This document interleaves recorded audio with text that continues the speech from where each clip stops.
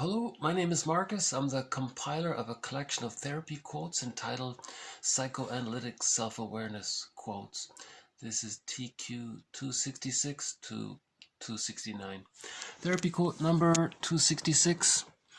Quote, if you didn't have your symptom to think about, you might have to think about what's really bothering you. So there's the theory that a symptom, a physical symptom, can deal with the anxiety of an unconscious conflict and at the same time be an expression of that conflict. So if you're only looking at the symptom, then what you're doing is you're ignoring the underlying unconscious conflict. In an earlier video, there was a quote by a reference to Woodman. She said to her client, you have this symptom. It's there to help you deal with the anxiety of the separation. So the client experienced the loss.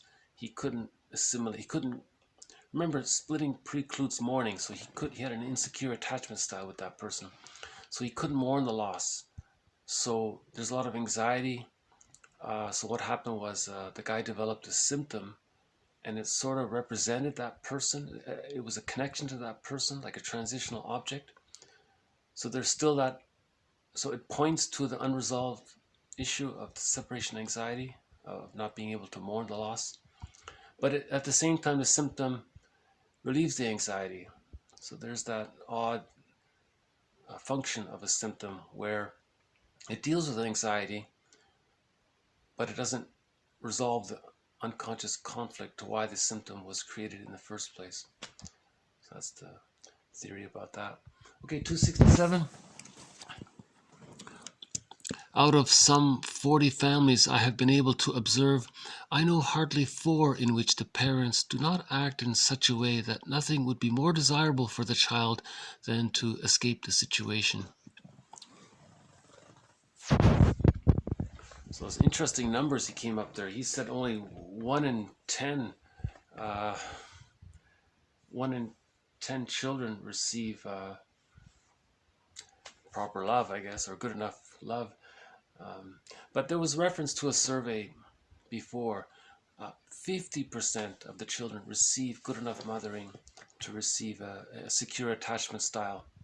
And with the secure attachment style, you reach whole object relations and the psychological birth of access to the real self and the capacities of the real self, which include the ability to form close, intimate, loving relationships. Now this 1 in 4 he's coming up with, and I'm wondering if maybe either maybe his survey was limited to a certain population, and his survey didn't reflect the overall population. But that other survey mentioned just now, the 50%, that apparently was a cross-section of the population, which said that 50% receive good enough parenting.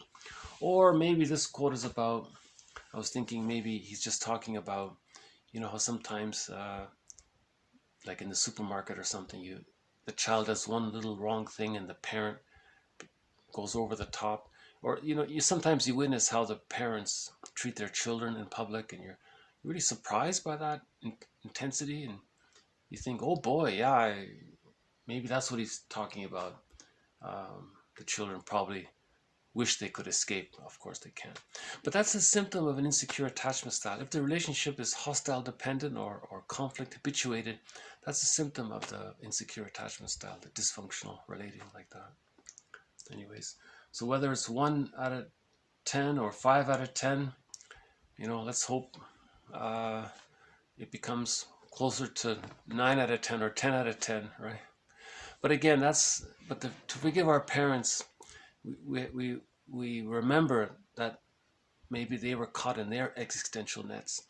The parents may have had prenatal trauma, birth trauma, situational trauma, intergenerational trauma, trauma with siblings, other family members, trauma with the dentist, trauma with with the dentist, trauma while getting their tonsils out, school shock.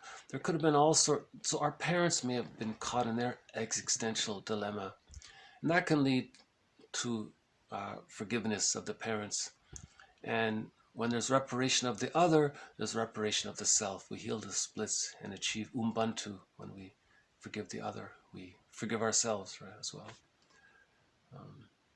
So TQ. So how do we do all this work? TQ 68. The task of retrieving projections provided the bread and butter for therapists for the past century and will continue to do so even if we rename them. The client's task remains the same: to understand that their psychic adaptations might have been life-saving there and then, but it is now a neurotic waste. So there again is the idea that in the insecure attachment style, those infantile defense mechanisms, splitting, projective identification, displacement, externalization, acting out, by the age of 3, all those immature defense mechanisms are what should be called, or are what some author considered existential hearsay. They're no longer needed. You've achieved whole object relations. But the idea is to recognize that they were needed back then, there and then, but now to engage in the repetition compulsion gone awry, she's calling that a waste of energy, a neurotic waste. So that's a dysfunctional behavior. So all that energy is wasted, caught in the repetition compulsion of the trauma. Remember, an insecure attachment style, that's a developmental trauma, and the person's going to try to, when there's a trauma, you try to repeat it to master it. Remember the title of the play, You're Perfect. I love you, you're perfect, now change. So there's that transference love. Somebody reminds them of their parent. They love them, they're perfect, it fits. Now they want that person to change, to not be like what the parent did. But see, remember the Alice Miller quote from either yesterday or the day before? Alice Miller said, that stage of symbiosis from birth to 6 months can never again be replicated. You can never redo that. It's a one-time thing. From birth to 6 months, that stage of symbiosis, it's there and then. It's a one-time thing. You cannot go back to that. You cannot travel back in time. But the repetition compulsion gone awry, it's sort of like an attempt to go back in time to redo that, but it doesn't work. You see, the idea is to assimilate, to mourn the loss of not getting the secure attachment style, to assimilate the undigested pain, and to digest the old hurts, to integrate and achieve the personal synthesis and whole object relations. Right? You see, you can't travel back in time like that. So that's what's called transference love. You're trying to redo all that. That's why it's so dramatic and so on. The task of retrieving projections provided the bread and butter for therapists for the past century, and will continue to do so even if we rename them. I think she was referring to, nowadays there's all this focus on neuropsychology. I think someone called a projection a synaptic, neurosynaptic wiring that's ready to become energized or something. So he's calling a projection, he's using neuropsychology terms to describe projection. But he says no matter what we call it, the therapist's job is to help provide interpretations based on the client's projections, and so on. We'll just end briefly on a short poem by a therapist. All fuses now fall into place, from wish to action, word to silence, my work, my love, my time, my face, gathered into one intense gesture of growing like a plant. So this was one author, just included her own little personal poem. She entitled it, Now I Become Myself. So she says, everything has fallen into place. Things are the way they're supposed to be internally. That's whole object relations. So she achieved Ubuntu, whole object relations. From wish to action. Now she knows herself. She can identify her individual unique wishes and can put it into action. That's self-activation. Right? So she can self-activate and she doesn't feel guilty about it. She's not afraid of her mother's disapproval of it. She's autonomous. She can be herself.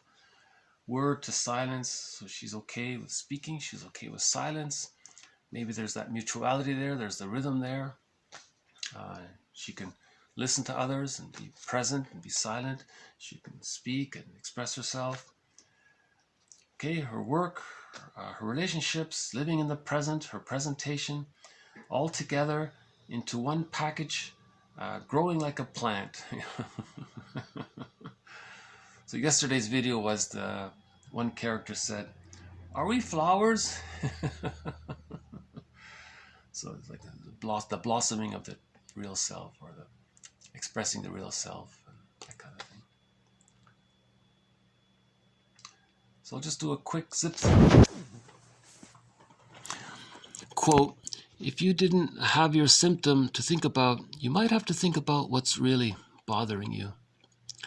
Out of some 40 families I have been able to observe, I know hardly 4 in which the parents do not act in such a way that nothing would be more desirable for the child than to escape the situation. The task of retrieving projections provided the bread and butter for therapists for the past century and will continue to do so even if we rename them. The client's task remains the same, to understand that their psychic adaptations might have been life-saving there and then, but is now a neurotic waste. All fuses now fall into place, from wish to action, word to silence, my work, my love, my time, my face gathered into one intense gesture of growing like a plant. Okay.